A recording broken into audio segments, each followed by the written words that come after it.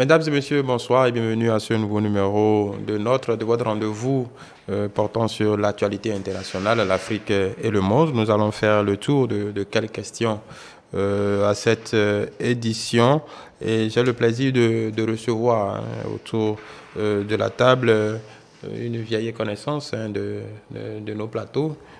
Prudence Akondé, je rappelle que vous êtes journaliste. Bonjour. Bonjour, cher ami Xavier. Comment allez-vous? Bonjour, oui, ça va très bien. Bonjour, téléspectateurs. Bonjour à... Je vais la présenter. Okay, je vais la présenter. C'est Charlone Tchenou. Je rappelle que vous êtes analyste géopolitique du cabinet Morgan Training. Bonjour. Bonjour. Bonjour à vous et bonjour à tous les téléspectateurs. Voilà. Nous allons au menu de cette émission, nous allons parler évidemment de la relation de Macron, du point de vue de l'Afrique. Nous allons parler de la politique étrangère de la France, parce que si du côté d'Abidjan, de Cotonou, de Kigali, de Niamey, les félicitations étaient chaleureuses jusqu'à l'heure où on vous parle. Du côté de Conakry, Ouagadougou ou Bamako, c'est le silence plat. Du côté d'Alger, c'est là aussi le silence radio pour le moment. Du côté de Rabat, c'est une félicitation, ce sont des félicitations à minima. Le Togo aussi, pareil. Bien, tout ça montre quelque peu les différentes peuvent dépeindre à suffisance le large spectre qui rythme les relations entre la France et les pays du continent. Alors, Charlone Tchenou, est-ce que vous pensez fondamentalement que ce nouveau quinquennat d'Emmanuel Macron pourrait changer quelque chose dans la politique africaine de la France? Merci pour la question. Alors, la relation du président Emmanuel Macron, nous ne sommes pas sans savoir que cette élection, beaucoup de personnes ont voté pour lui afin de faire barrage à l'extrême droite. Donc, nous pensons que le mandat, ce quinquennat du président, devrait être essentiellement sur la politique intérieure de la France. Et parce que les Français ont beaucoup d'attentes aujourd'hui, ils ont énormément de problèmes, que ce soit sur le domaine de la santé, du pouvoir d'achat, pour ne citer que ceux-là. Donc, dans la mesure où sa politique extérieure en Afrique pourrait être effective, nous pensons qu'elle pourrait uniquement se retourner vers les pays qui lui seront favorables, que dans le domaine peut-être de la sécurité. Donc, le quinquennat actuel du président Emmanuel Macron ne changerait certainement pas grand-chose. Ouais. Voilà. Sur cette même question, est-ce qu'il peut y avoir une inflexion, une tentative de rapprochement, régler le problème malien, ou comme Mme Tchenou a dit, que la France se campe à ceux qui veulent bien travailler avec lui, comme le Niger par exemple, qui a... Voilà. Oui, évidemment que pour ce mandat, le président Emmanuel Macron va intensifier ses relations avec les pays qui lui sont favorables, parce que la politique étrangère, c'est aussi une façon de maximiser les gains. Et donc, le président Emmanuel Macron serait dans sa stratégie de maximiser les gains. Maintenant, on sait que le président Macron est pour une politique beaucoup plus soft. En fait, en Afrique, ce n'est plus la politique de la domination qu'on connaissait. C'est avec Macron qu'on a connu le retour de quelques biens culturels.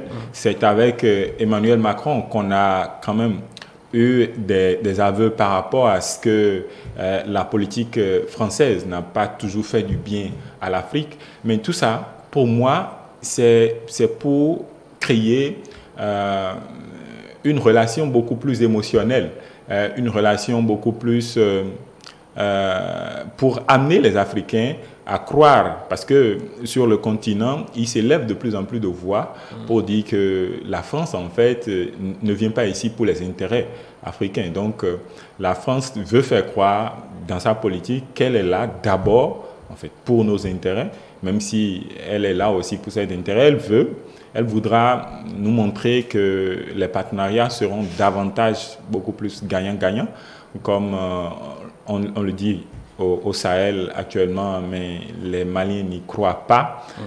C'est le moins qu'on puisse dire. Bon, en fait, les Maliens n'y croient pas. Oui, je veux dire que ça, bon, c'est pour être un peu gentil, parce que là, on est monté très vite dans, on va dire, dans on n'est pas loin de la rupture diplomatique.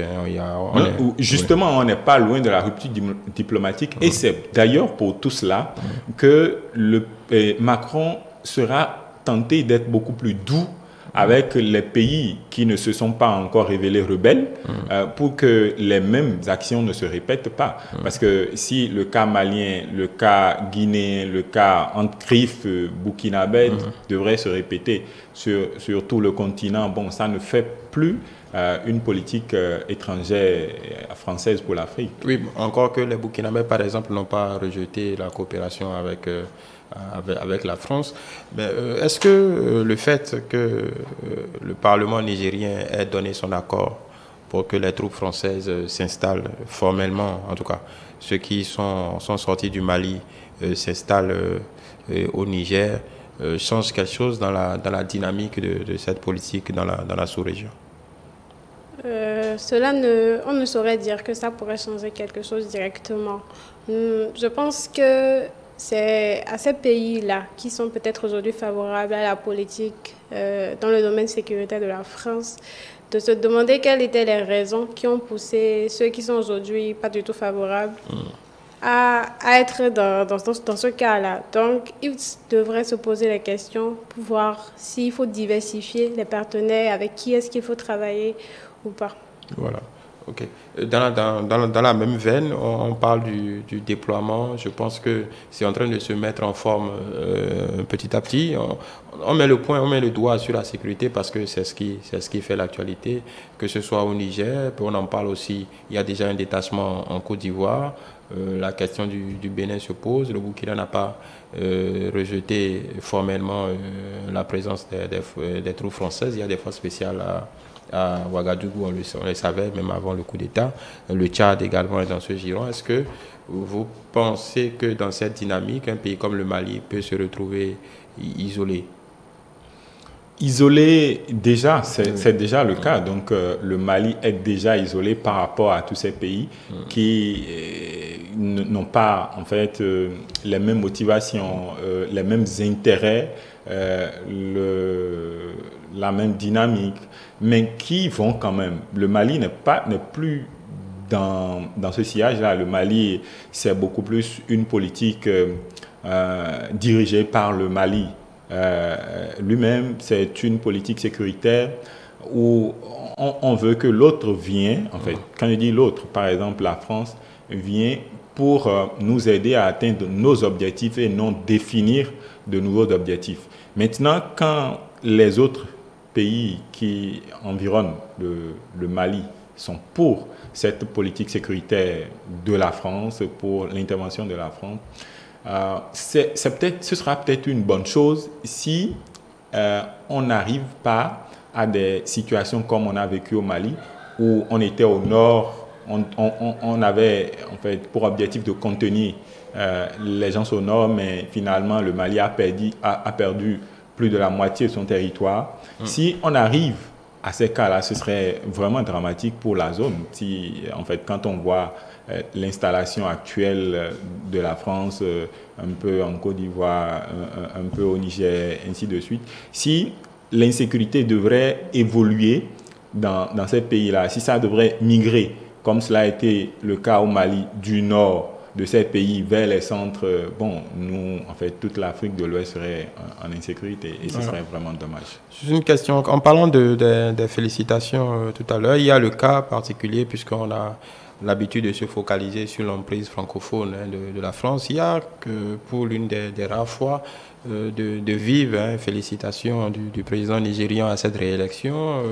Je n'ai pas le test avec moi, mais c'est un grand test qui offre toute sa disponibilité pour une coopération plus puissante et plus intéressante pour les deux pays. On sait que le Nigeria la France intervient dans beaucoup de domaines technologiques pour développer les champs pétroliers. Il y a de gros projets sur lesquels les grosses entreprises françaises sont au Nigeria et même historiquement. Est-ce que cette, je ne dirais pas intrusion, cette nouvelle donne, est-ce qu'on n'a pas tort parfois de se focaliser juste sur les pays francophones en parlant de la France? Est-ce que c'est pas cette politique, pour ce quinquennat, les Français ne vont pas s'orienter un peu plus vers d'autres horizons pour ne pas être prisonniers de ce qu'on appelle le précaré habituellement? Bon,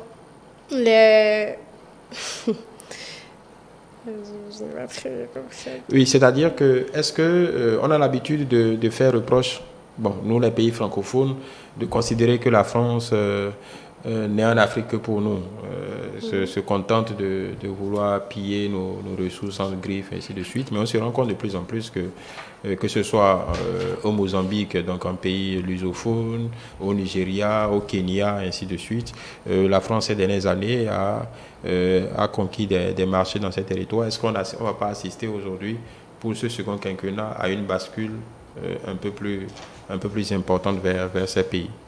Ok, cela est bien possible.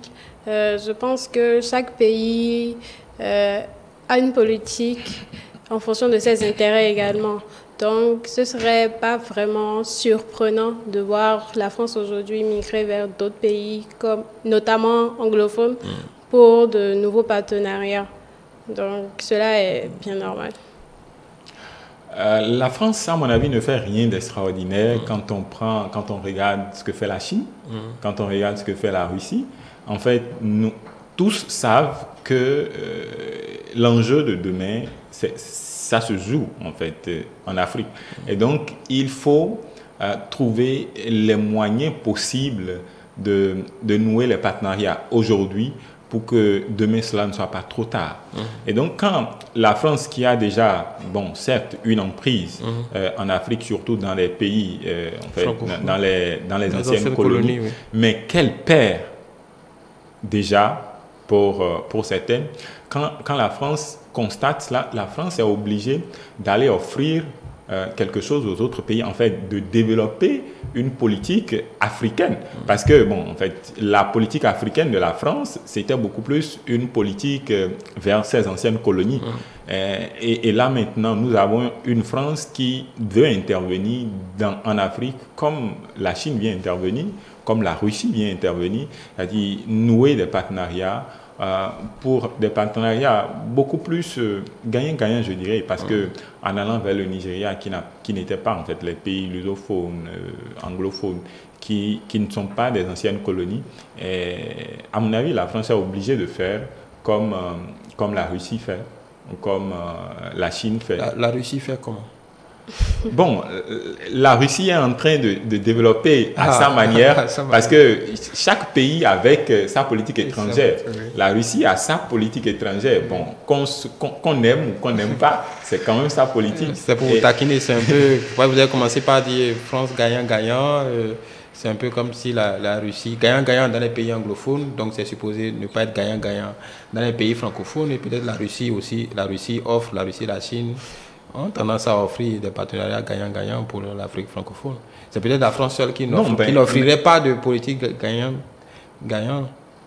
Non, mais on sait que dès le départ, la politique étrangère, en fait, et les relations internationales entre la France et les colonies, les anciennes colonies de la France sont déséquilibrées. On sait que d'avance... Ça a été évalué.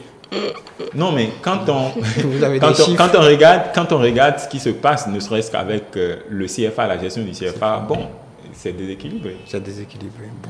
Voilà, nous allons aborder la deuxième question, la deuxième partie de cette émission. Et en temps, Hamzat Abdoulaye nous a rejoint. Bonsoir. Bonsoir aux téléspectateurs. Bonsoir, monsieur le journaliste. Voilà, je rappelle que vous êtes analyste géopolitique également. Voilà, la Russie a mis ses menaces à exécution cette semaine en coupant simplement la Pologne et la Bulgarie de ces livraisons de gaz, parce que elle avait posé un ultimatum pour tous les pays européens, en tout cas tous ses clients, à payer désormais en roubles et non en monnaie internationale leur livraison en gaz. Qu'est-ce que vous pensez de cette, on va dire, première mesure de rétorsion? Pour montrer sa force, il faut s'attaquer aux plus faibles. Je pense que c'est la première stratégie de guerre employée par Poutine. Et je crois que ça a débuté depuis le début de ce conflit. Poutine s'attaque aux plus faibles pour manifester sa force. Et clairement, s'attaquer à la Bulgarie en supprimant la livraison du gaz pour le motif selon lequel le paiement ne se fait plus ou ne se fait pas en roubles comme exigé par le Kremlin, eh bien, je trouve que c'est disproportionné, je vais y arriver, pour la simple raison qu'il y a bien d'autres États qui utilisent cette fourniture de gaz d'une façon beaucoup plus immense, beaucoup plus conséquente, mais qui jusque-là n'ont toujours pas payé en roubles. Je veux nommer l'Allemagne, entre autres. Et déjà, la Bulgarie fait les frais de ce pouvoir russe, justement parce que c'est un petit État. Et la Pologne ensuite parce que c'est un pays qui est allié d'une façon picrocolline à la guerre en Ukraine. Oui, d'ailleurs, il se dit que toutes les armes livrées par l'Occident passent par la Pologne. Une grosse majorité, en tout cas, des armes livrées par l'Occident passent par la Pologne. Donc, oui, ces sanctions sont un peu disproportionnées pour moi, mais c'est le symbole de ce qu'est la Russie de Poutine aujourd'hui. Une nation, enfin un État qui veut manifester sa force à travers la sanction envers les plus petits, les moins forts. Est-ce que vous êtes d'accord? On fait peur aux plus petits pour envoyer un message? On envoie un message aux grands, oui, mais aux sanctions disproportionnées, moi je ne suis pas vraiment de cet avis-là, parce que quand on regarde aussi les sanctions qui sont prises par la communauté internationale, l'Europe, les États-Unis, ce ne sont pas des sanctions à faire du bien à la Russie. Donc quand la Russie est en guerre, même si la Russie ne va pas tirer des armes en Pologne, il s'agit d'une guerre. Sur ce point, justement, les spécialistes ont l'habitude de dire que même pendant la Deuxième Guerre mondiale, la Russie n'a jamais coupé de gaz à qui que ce soit, même pendant la Grande Guerre.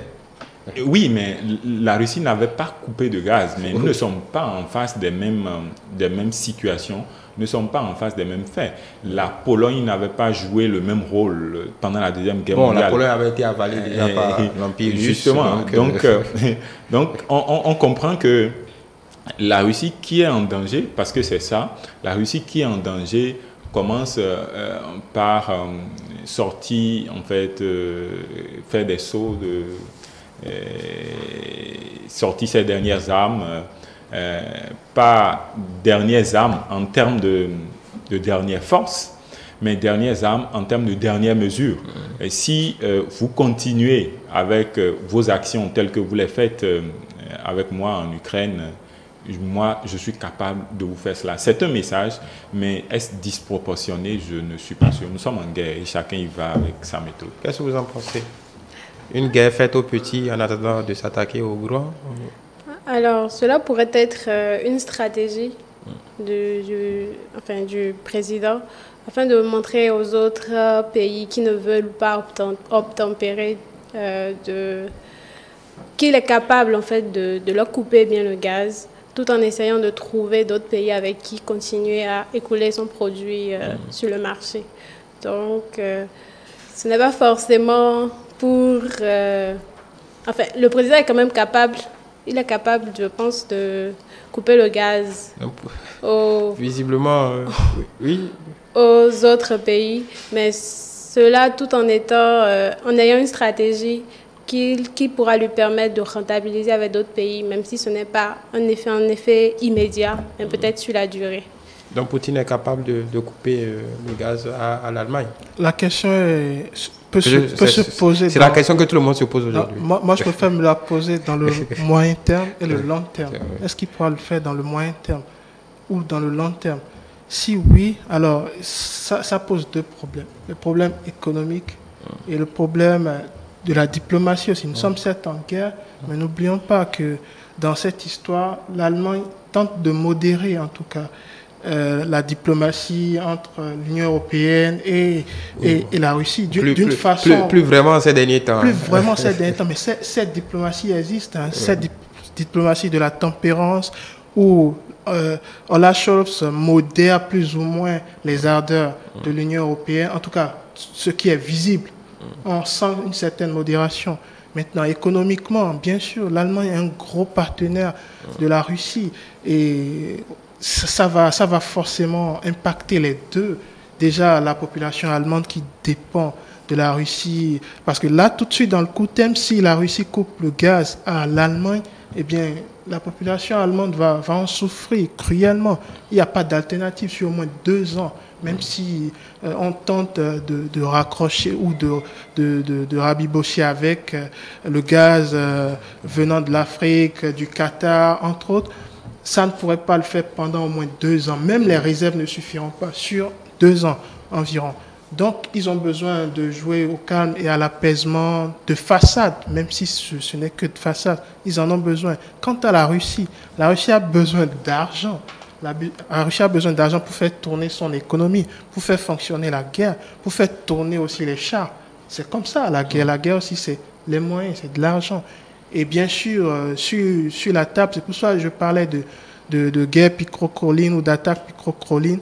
C'est-à-dire, sur la table, on montre une autre version des choses, mais derrière, on accepte un autre deal.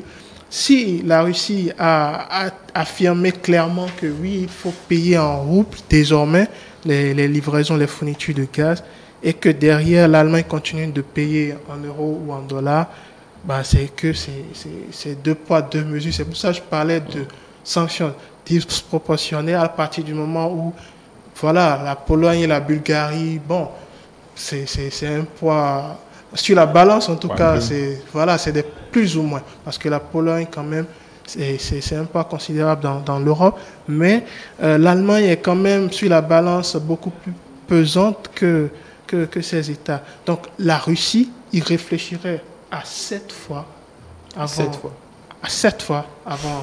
de prendre des sanctions de rupture définitive du gaz envers l'Allemagne.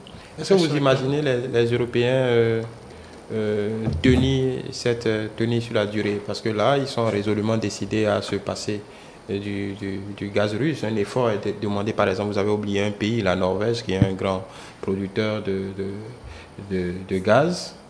Est-ce que vous pensez véritablement que l'Europe, sur cette dynamique-là, peut à terme, d'ici, vous avez rappelé l'échéance, d'ici 2 à 3 ans, puisse se passer définitivement. Et là, la question subséquente, c'est est-ce que là, du coup, la Russie, ce ne serait pas la Russie qui perd un élément d'influence géopolitique? Actuellement, le problème, en fait, la question qui se pose sur les États européens, c'est quand est-ce que la Russie va décider de couper son gaz? En fait, entre la volonté de couvrir les besoins que la Russie permettait de couvrir, excusez-moi, entre les besoins que la Russie, en fait, entre la volonté et la capacité à réaliser cette volonté-là, il y a un grand vide. Et c'est pour ça, je disais, la question que beaucoup se posent, quand est-ce que la Russie va se décider? Parce que dans l'état actuel, la Russie perd de l'argent si elle coupe le gaz russe. Mais plus tôt elle se décide à couper, plus elle fera de la pression. Mais est-ce qu'elle aura les moyens nécessaires? En fait, quand il dit moyens, c'est surtout les moyens économiques. La guerre coûte cher. Les moyens économiques de continuer la guerre en maintenant cette pression-là. Parce que concrètement, ce qu'on ne dit pas, les autres font la guerre à 27. Oui, les autres font la guerre. Oui, les autres font la guerre à 27 et peut-être même, bon, on ajoute la Russie elle-même et l'Ukraine elle-même. Donc, on dira que oui, à 28, 27 plus 1. 27 plus 1 qui sont à 28 et que la Russie fait la guerre pratiquement seule. Et que ça leur coûte moins et que cela ne coûte à la Russie. Donc, pour moi, plutôt la Russie arrive à trouver des moyens de couvrir ses besoins économiques et coupe le gaz, plus elle fera de la pression. Maintenant, c'est un couteau à double tranchant. C'est comme les sanctions que l'Europe a infligées à la Russie. On peut infliger cette sanction-là et les autres, malgré la difficulté, vont essayer de tenir. Et là, ça va se retourner contre lui, comme les sanctions européennes se sont retournées contre les Européens eux-mêmes. Oui, mais on peut dire pour les sanctions européennes, ils arrivent quand même à juguler l'inflation, à contenir le prix de l'énergie quand même, malgré tout, oui, mais, en mettant de l'argent sur la table. Oui, mais ça leur coûte quand même. Oui, ça leur coûte, mais bon, on verra bien. Toujours sur cette question de la Russie, pour sortir de ce débat, comment voyez-vous les prochains développements? Est-ce que après la Pologne et la Bulgarie, la Russie tapera sur un autre en griffe petit, en attendant de s'attaquer au gros? Est-ce que là, bon, on est parti pour une escalade de ce côté-là, dans le marchandage de l'énergie?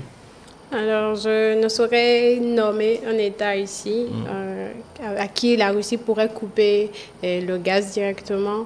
Mais comme j'ai dit plus tôt, dans les rapports de force, on peut s'attendre à tout.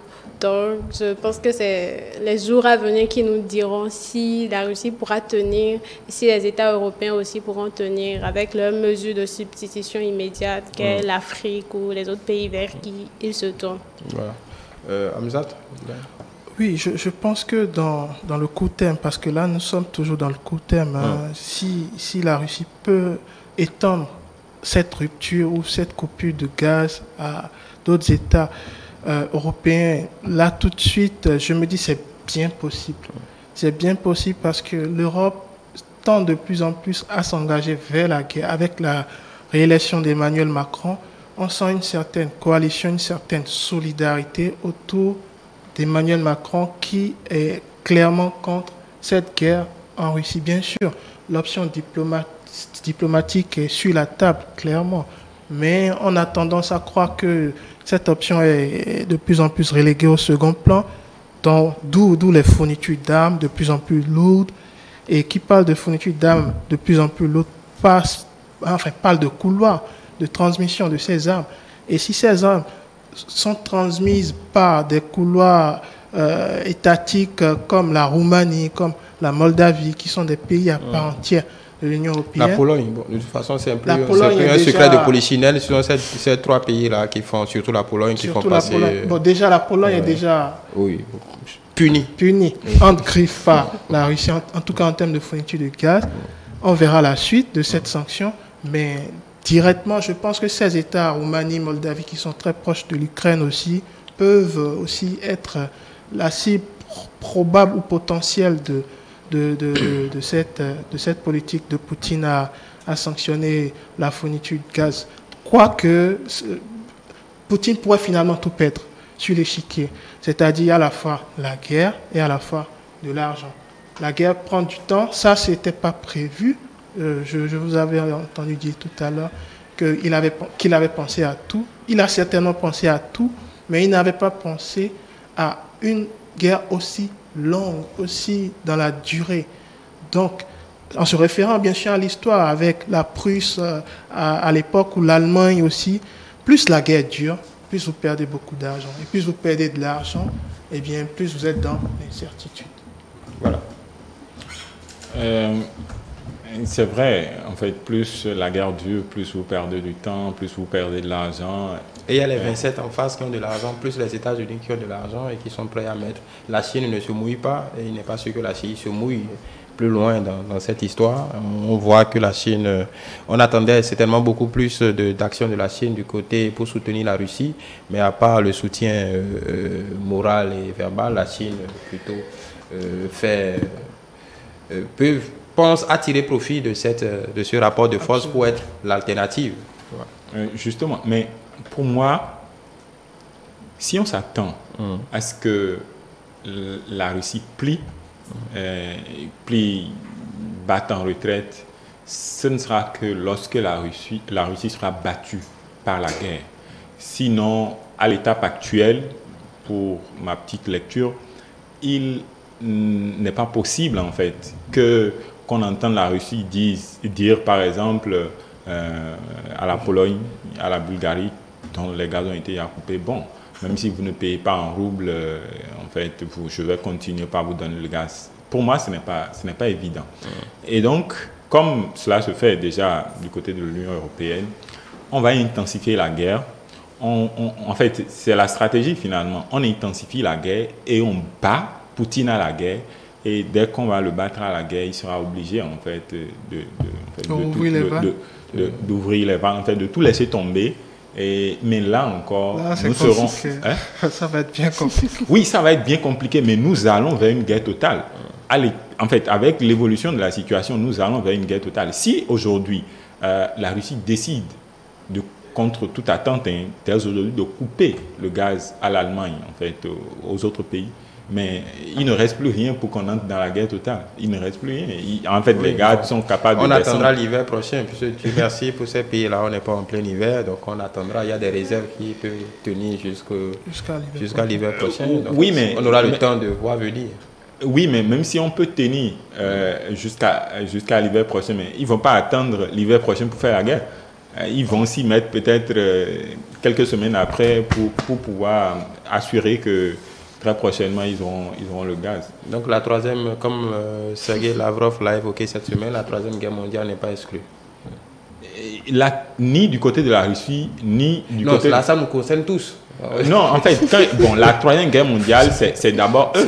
Mais quand on a dit qu'il y avait première, deuxième guerre mondiale, mais l'Afrique... Il y a les alliés, je vous rappelle qu'il y a les Russes à Gossi, quelque part. Je suis d'accord, mais quand on dira troisième guerre mondiale, c'est d'abord entre eux que ça va commencer. Donc, ni pour la Russie, ni pour l'Union européenne, en fait, les États-Unis, l'OTAN, la troisième guerre n'est pas exclue. Et surtout, il faudrait suivre l'intégration de ces deux pays du nord européen, la Suède et la Finlande, l'intégration. Exactement. Ça pourrait être la fine barrière, la fine séparation entre la troisième guerre. Nous, en fait, mais nous sommes proches de la troisième guerre mondiale plus que jamais. Bon, si vous le dites, bon, d'ici là, vous imaginez aller combattre auprès de la mère patrie, pour défendre la liberté comme dans la deuxième guerre mondiale. Oui, patrie. Le Bénin se mettra dans quel camp? Ah ça, je ne sais pas si le Bénin se met dans un camp. Moi, je vais rester dans mon village. Ah, vous allez vous replier au village. Voilà qui est intéressant. Hamzat, vous irez combattre pour... Non, parce que les leçons des deux précédentes guerres nous ont montré que être allié ne nous rapporte pas grand-chose. Donc, principe de la neutralité suisse. La neutralité suisse. La neutralité ou rien d'autre. La neutralité suisse également. Proposer des négociations qui doivent beaucoup plus évoluer. On pourra proposer des négociations à Cotonou 2.